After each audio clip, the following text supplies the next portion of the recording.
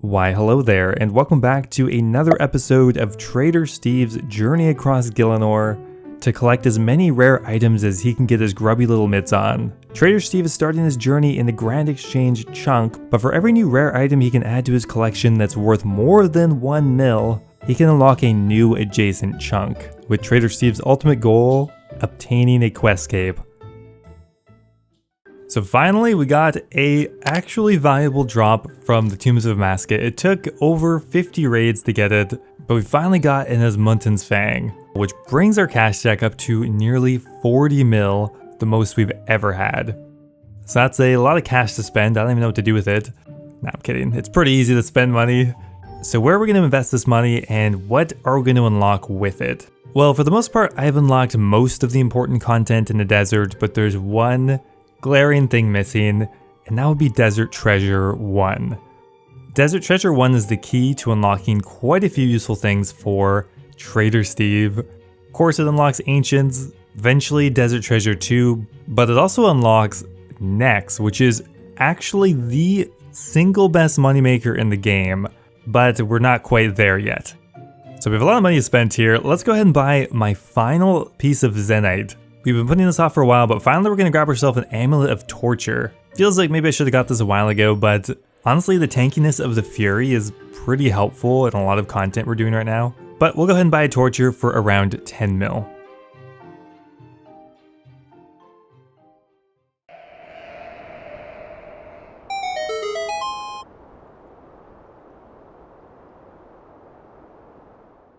So the bane of Steve's existence has got to be quest requirements. For Desert Treasure 1, we have 2 left, the Dig Site and Waterfall quest. Both of which are going to require a couple extra chunk unlocks to be able to do them. Doesn't really matter which one we do first, but I guess we'll do Waterfall quest because I flipped a coin, I guess. So I think if we just sneak right to the edge of this chunk, we should actually be able to avoid a unnecessary unlock, at least for now. The Fishing Guild, I don't know if there's quests there. We're not going to go there if we don't have to. Luckily, if we go all the way to the edge here, this chunk actually does connect. So we'll go ahead and unlock Galadriel's tomb.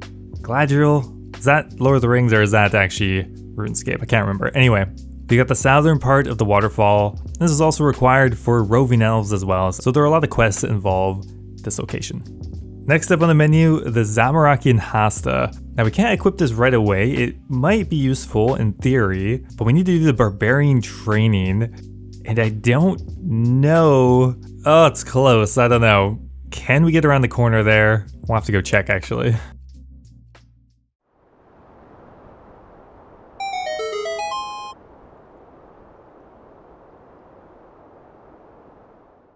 So with this Hasta, we're going to unlock the main waterfall chunk, and coincidentally, the place that we might be able to unlock the Hasta, the item we just bought.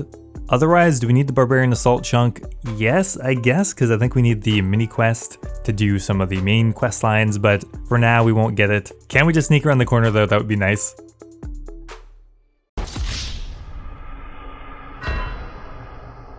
It's never easy, is it? Well, we'll ignore that for now. Let's just go do Waterfall quest. So luckily we only needed 2 more chunks to do this. Waterfall quest done, got some experience. It's not useful at this point, but 1 more quest point that is. Getting closer and closer to 150, so we can then eventually do Recipe for Disaster, but that's there's a lot of requirements for that. Okay, new Factionscape just dropped. Gilded Spade, kind of clipping through my hat, but that's okay. So we bought the Gilded Spade for about 4 mil, and we're also going to grab ourselves the Duroc armor set, again for about 4 mil. We're on to 4 mil items, and soon we're going to be on to 5 mil items, and things are just going to go up exponentially from this point. Kind of scary, but we're just getting to that point in the account.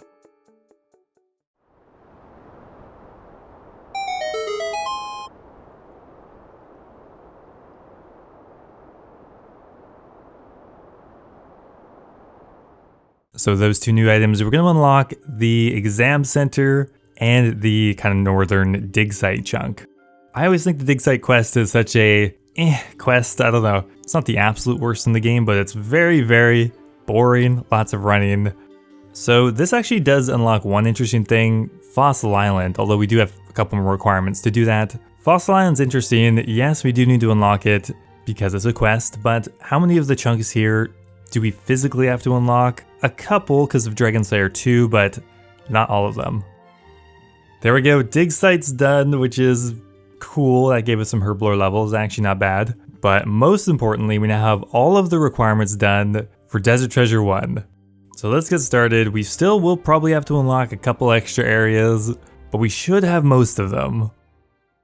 Red alert everyone, this is not a drill. There's not much time left to order yourself a RuneScape figurine from Crumb's store, the sponsor of today's video. Crumb makes high quality resin cast miniatures of some of the most iconic RuneScape characters, from things like Jad and Zug to things like Ziliana or even the tiny Chinchompa. There's something here for everyone. I've owned these models for years now and I can 100% vouch for the quality and care that goes into making them. They're incredibly heavy, like you could probably knock someone out with this Jad. Please don't do that. They're all made in small batches, so once they sell out, they're usually gone for a while. With Christmas coming up, now is one of the last chances to make an order and have it arrive by Christmas. Zuck and the Giant Mole are already sold out, so if you want to make an order, this week is a great time to do it. This week only, Crumb is going to be offering 20% off your order. All you have to do is click the link in my description and enter the code FLIPPING to get the discount. And thank you again to Crumb for sponsoring the video. Okay, so we do have the start location for Desert Treasure 1. I accidentally came this way thinking that I could just do it. Finally, we're looping back with all the requirements though. So the first crystal is located in the Smoke Dungeon, which means we can now kill Dust Devils. Kind of interesting task. I'm not sure if it's going to be good specifically in this dungeon, but hey, it's another decent enough Slayer task. Oh my god, we got it the first try. Okay, it pays off to get like 90 plus thieving before you do Desert Treasure. That's the trick. Easy. Okay, so there's another demi-boss in Mortania. Luckily, our escapades around Mortania have already led us to this location. We already had all the chunks unlocked there. Okay, so there's one location that we still have to unlock, and we're actually gonna need 2 chunks for it. So we're gonna go ahead and buy 2 items here, the Zamorakian Spear, and we'll also go for an Accursed Scepter, the Australian variant. 2 more items added to the collection. Oh, the spear looks cool. We can actually use this one, although it's not very good.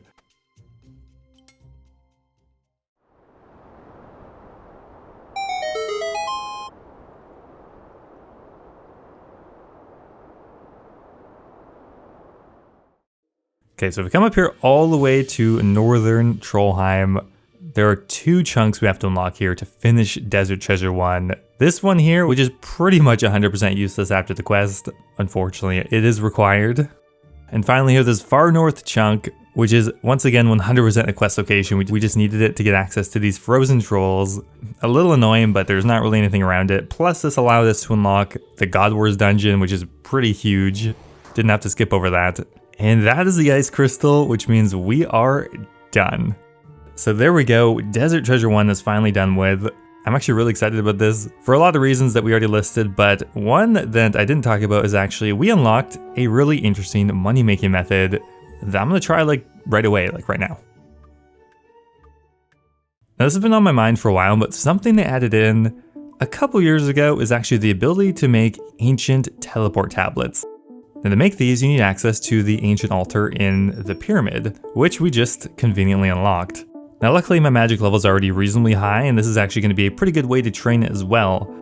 There is one issue though, how do we consistently get to the ancient pyramid? There's a couple ways to do it, and you might remember I bought myself a Camulet a couple episodes back, and that theoretically would be a good option, but the stupid Camulet doesn't teleport me to the quarry, it teleports me in the middle of this fucking maze. And there's no way to unlock the quarry teleport without the desert diary, which I'm never going to be able to do. So this teleport's not ideal. A lot of running, and we'll cut down our tablets per hour really significantly. But anyway, here's the idea. We run in through the back, study at the lectern, and we're going to make some Senestin teleports because they're actually the most profitable right now, surprisingly. Now we're going to be prioritizing profit because with money we can pretty easily convert that into magic experience just by bursting. And we have access to ancients, which means we have access to what is pretty much the best magic training method in the game. Bursting or barraging, maniacal monkeys. We got Monkey Madness 2 done already, we were pretty much ready to go, we just need lots of money. But if we can get some magic training in at the same time as we make money, that's a win-win. Okay, so an inventory of these Senestin teleports is worth about 63k, and the runes only cost 12k, so we're making about 50k per inventory, that's really good. The only issue is the running. Okay, so I've thought about some other options to get here, but there's really not that many.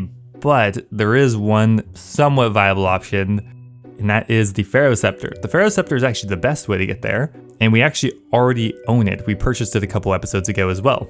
But there's one issue. The Pharaoh Scepter, on my account, only holds 3 charges, and once again, that stupid Desert Diary is what we need to make it more viable. 3 teleports at a time is not great, and to recharge it, we have to go all the way to Sovenheim to Pyramid Plunder to recharge it. Not ideal, but there is kind of a janky way to do this. We teleport twice to the Ancient Pyramid for our moneymaker, then in the 3rd teleport, we teleport to Pyramid Plunder, recharge it, and repeat. Now this is going to be reasonably annoying, but we bought a bunch of these stone tablets or stone artifacts that we can use to recharge. It's pretty cheap, so we're going to give it a try. So every 3rd teleport, we got to come all the way here, recharge at the Pharaoh, run to a bank, and repeat. Overall though, this is significantly quicker and definitely is worth doing. So there's our first 1,000 Senesin tablets. Took about 2 hours, which means we're making roughly about 1 mil per hour doing this, which is pretty good considering we're getting, I think like 60 or 70k magic experience an hour on top of it, which is kind of just icing on the cake. So now that we have access to a magic training method that also gives us a good amount of money, plus we have access to bursting, I've kind of set myself a soft goal of trying to get my magic up to the 90s. Now at this point, we've already acquired most of the cheaper mid-game gear, and all the next big gear upgrades are really starting to get expensive. But one thing that we can still do relatively for cheap is level our account, and magic is a skill that's actually pretty underleveled compared to ranged or even melee. So I thought it was time to level it up. It'll increase our max hit when we use a trident, allow us to use more teleports, make us more accurate. Overall, should just be a really good investment for our money. Okay, it took a little while, but eventually our teleports did sell off for about 2,300, which still leaves us off with a 10 mil cash stack. Still have a good amount of money left over from that Fang drop. Now what we're actually going to do is go ahead and buy ourselves a rune pouch node. Now I've already done this once, and that was for the trader collection, but we need to get a second one just to actually have a rune pouch. As we're running back and forth between the pyramid a lot right now, having a rune pouch will get us an extra tablet per run, which isn't that important, but I thought it was just about time we go ahead and get ourselves a rune pouch. We're going to need it pretty soon now that we have ancients. Now thanks to TOA, we actually already have the Thread of Elidness, which means if we eat this mushroom pie, we'll be able to go ahead and craft ourselves the divine rune pouch right away. So just like that, we got a 4-slot rune pouch, which we're going to use to put 2 runes in it. Well, there's our first magic level from ancient tablets. We can now make the Karalanger teleport if we wanted. I don't think that one's worth making. Obviously higher tier tablets would get us more XP per hour, but the money I think is more important. Okay, so we have another batch of 1,000 Senesin teleports, plus we got a bit of extra loot from the Sepulchre, the good old Hallowed Sepulchre. Haven't really been doing it that much recently, but we do have a bit of loot from it, and we're just gonna go ahead and just generally clear out our bank right now. So we've been mostly making these Senesin teleports, but we actually have an interesting option to make an Anacarl teleport, which is more XP per hour, similar amount of money. Now we don't have the magic level to make it yet, but if we go ahead and buy Forgotten Brews, which are ridiculously cheap, we actually can boost up to the proper magic level to make it. This is gonna make this method even more annoying, but we're gonna try it for like an hour or two. Yeah, so we're getting 100 XP versus the original 70, so we're gonna get closer to 100k per hour magic experience, which I think might be worth the effort.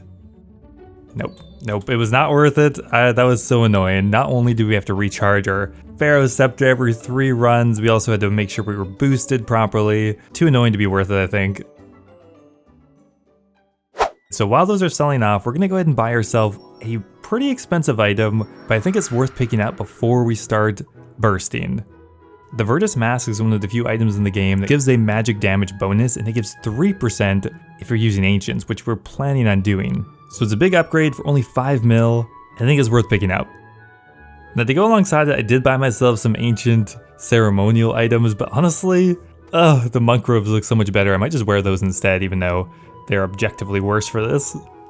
Okay, so we've loaded up a rune pouch. This is my bursting gear. Kind of hilarious. We're maximizing prayer bonus.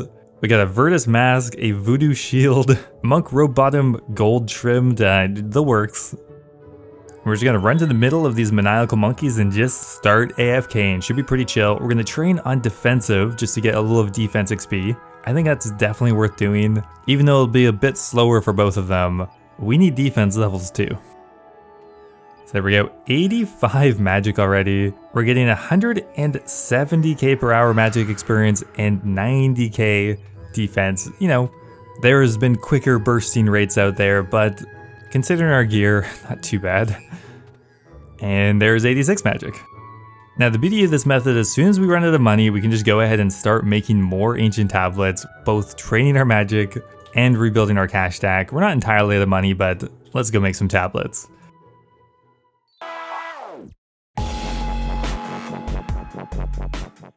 I missed it, but we got another magic level.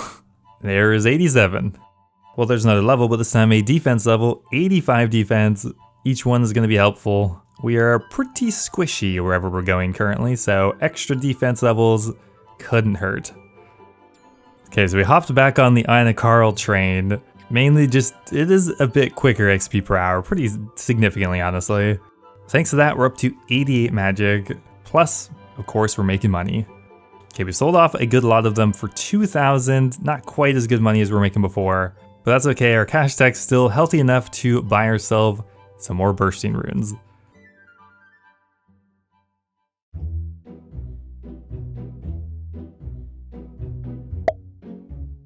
Oh my god, we actually got some. I was just tired and wanted to do something AFK. That being in quotations, this is like clicking every second, but bind off. And we actually got some blood shards, that's really nice. Plus they're worth 6 mil right now, so that's a 12 mil drop. That's amazing. We can, well, we definitely can fund 90 magic at this point. Okay, we're gonna drop those bad boys in there for 6.1 mil, insta sell, 12 mil profit. Love to see it. Bringing our cash stack back up to a healthy 13 mil. So we're gonna use that money to invest in a significant amount more runes, enough to get us to 90 magic. I think. My math's not great.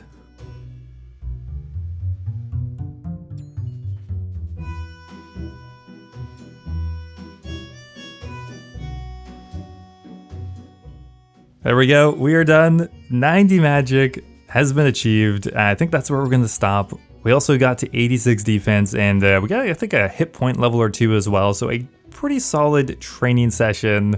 90 is, I think, really where you can stop more or less training combats, because we're gonna do some bossing. We'll get passive experience eventually, so I don't think we need to actively train it too much more. So with that grind done with, kind of leaves the question, what next? Well, the account has been progressing really nicely. We've unlocked a lot of bosses, but there's been one pretty significant issue with killing most things right now. The major next upgrade that we can get for both ranged and magic is a twisted bow and a shadow, and that sounds dumb because those are literally the most expensive endgame weapon, but there's not that much in between. Well, there is one thing, and that is what we're going to be talking about. I really need to get a bow of Ferdinand. It's really the only item that's a significant upgrade over the dragon crossbow, but still cheap enough that I can realistically afford it, unlike the twisted bow. There's one issue, as there always is. To wield a bow of Ferdinand, we need to finish Song of the Elves, which means we need to go to the Elven lands, and that's really our next major goal. Sure, I could eventually afford a twisted bow, but it would take months and months and months. And we have to do Song of the Elves anyway. I mean, it is a quest, and the Bofa will be the biggest reward from it. So it's time to embark through the underground pass and enter the Elven lands. So just to start us off here, we're gonna go ahead and buy one item. This will be enough to get us through the underground pass. I think we need it just to exit on the other side. So we're gonna go ahead and buy the Gilded Two-Hand Sword, a 4 mil item, purely fashionscape, but hey, it'll go nice with our Gilded Shovel. Okay, so one thing I learned a lot later, I forgot about the Virtus Mask. I realized it now. We bought that as part of bursting gear. I totally forgot. It's an expensive item, it's on the list. That does get rectified eventually, but not this episode. Don't worry, we fix it in the future, but I'm gonna be oblivious to it for a little while. Okay, it's time for Underground Pass. Luckily, we already started this questline kind of a long time ago. Plague City and Biohazard are already done, which means we are pretty much just ready to go through the Underground Pass.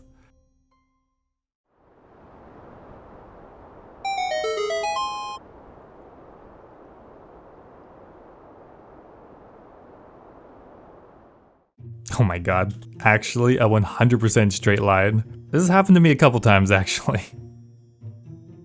Oh, I forgot. You actually don't have to go through here yet, but I think we might as well. So the Underground Pass cave exit is in this chunk. Underground areas are kind of interesting, and we haven't talked about it too much because it actually hasn't come up at all. But dungeon exits are fair game. Yes, technically this is not an adjacent chunk, but it is 100% the only way to get here to begin with. And generally for chunk locked accounts, underground areas are fair game and the exits are also fair games. So for those reasons, we are allowed to unlock the Underground Pass exit, bringing us to the doorstep of the Elven Lands. We can finally use Ivan's Blast. Yay. Next up is Regicide, which we have the requirements for, but it's never that simple. Then on to Morning Ends Part 1, Part 2, and eventually Song of the Elves. Anyway guys, that's going to be it for today. Hope you enjoyed the episode. Thanks for watching, and I'll see you next time.